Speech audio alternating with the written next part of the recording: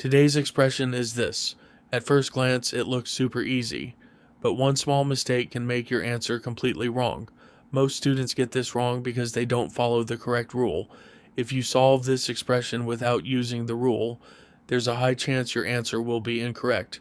In today's video, I'll explain the rule that will help you never get these types of questions wrong again.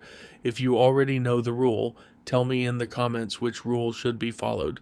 You have only 5 seconds, hurry up, and let's see who can prove they're a math genius.